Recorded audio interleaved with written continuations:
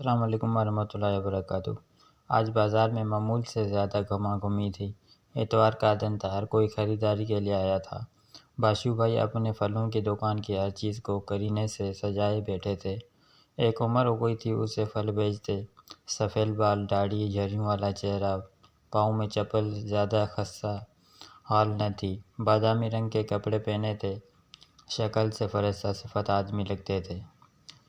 سب پھلوں کو صاف ستھرا کر کے پانی سے دھو کے اپنی اپنی جگہوں پر بڑے سلیقے سے سجا دیا، مگر اب کی بار خربوز میاں کو آم بادشاہ کے ساتھ ہی رکھ دیا۔ دراصل گرمی بہت تھی، ہر کوئی پہلے پہلے میٹھے خربوز دیکھ کر ان کی جانب لپکتا تھا۔ میاں خربوزے بہت خوش تھے کہ آج دکان کی زینت بنے بیٹھے ہیں اور ان کی بڑی قدر ہو رہی ہے۔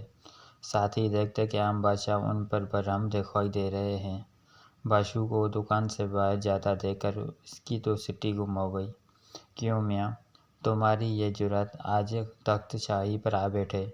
آم خفگی سے بولا۔ دراصل آم اپنے خانے کو کسی صورت بھی تخت شاہی سے کم نہ سمجھتے تھے، سو بولے، آج یہاں آ بیٹھے ہو، کل کسے معلوم یہاں سے دھکا ہی دے ڈالو۔ خربوزہ مسکرانا انداز میں بولا، حضور جان کی امانت پاؤں تو کچھ عرض کروں۔ یہ سن کر آم فخر سے اکڑ گیا۔ دوسرے پھلوں کے سامنے فیاضی کا مظاہرہ کرتے ہوئے بولا، امان ہے، تم بھی کیا یاد رکھو گے؟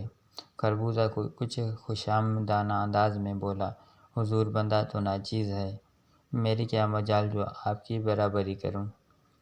حضور سے ہی قریب کا یہ فیض ہے کہ مجھے فرش سے عرش تک پہنچا دیا۔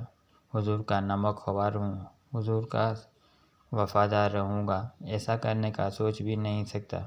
خربوزہ میاں کی تو جان پر بنی ہوئی تھی، وہ آم کو باشو کے آنے تک باتوں میں الجھانے رہنا چاہتا تھا۔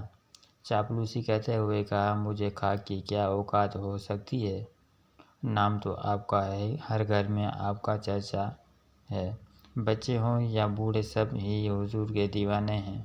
ذیابیطس کے مریض منع ہونے کے باوجود حضور سے محبت فرماتے ہیں۔ اقبال اور غالب جیسے عظیم لوگ آپ کے چاہنے والوں میں شامل تھے۔ میری کیا مجال۔ آم بادشاہ تو گویا پھولے نہیں سما رہے تھے، کہنے لگے، ہم تمہاری عرضی پر غور کرتے ہیں۔ ابھی کچھ اور کہنا چاہتے تھے کہ باشو نے آم بادشاہ کو ہاتھ میں دبوچ کر ایک گاہک سے کہا، جناب انہیں دیکھیے، لاجواب آم ہیں، خاص سندھ سے منگوایا ہے، کتنے میں دو گے؟ گاہک بولا، ویسے تو بھائی 250 ہیں، مگر آج آپ کے لیے صرف 200 روپے کلو۔ 150 ٹھیک ہے، سارے تول دو، آج دعوت کا اہتمام کرنا ہے، جو حکم۔